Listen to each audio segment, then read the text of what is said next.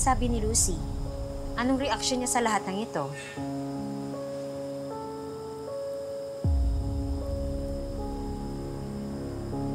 Sige, ganito na lang. Si Mamita, anong lagay niya? Anong aura niya bago siya ma-stroke? Tahimik ba? Malungkutin? Masayahin? Sila ba ni Lucy? Nagkakausap ba sila? Lumalabas ba sila? Nagdadamayan?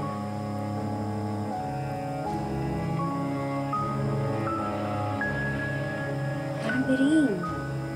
Posible namang wala kayong napansin. Sa palagay ko po nagluluksa pa si Ma'am Ason sa pagkamatay ni Sir Vince. At saka si Ma'am Lucy naman, busy din. Kaya po siguro hindi sila madalas na nagkakasama o nagbabanding. Pero bukod po doon, wala naman po ako napansin na kakaiba sa relasyon nila. Sige, excuse me muna. CR lang ako.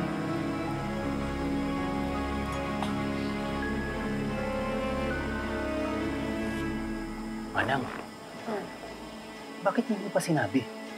Ang alin? Yung tungkol kay Apo Berta. Baka marinig ka. Talaga? Siyempre, BFF ni Ma'am Lucy yun kung sabihin niya kay Ma'am Lucy na nagkikita si Ma'am Ason at saka si Apo Berta, paano? Di lagot tayo pareho. Talaga, mag-iingat ka sa mga sinasabi mo, ha? Alam ko, mabait si Ma'am Joyce, pero hindi tayo nakakasiguro. Mangako ka, ha? Itikon mo yung bibig mo.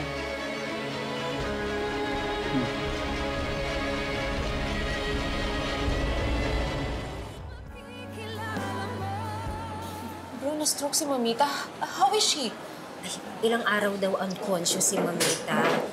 Pero nagising din naman siya.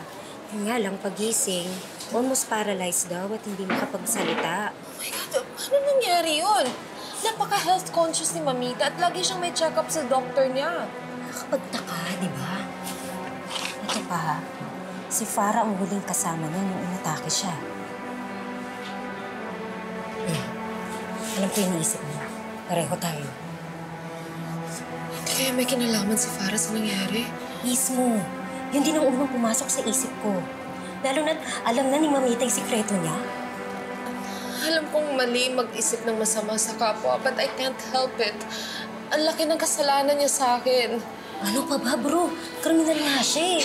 Ano pa bang hindi niya kayang gawin? Kinakabahan ako sa mag-ama ko, pati kay Mamita. Sana mali ang hinala natin.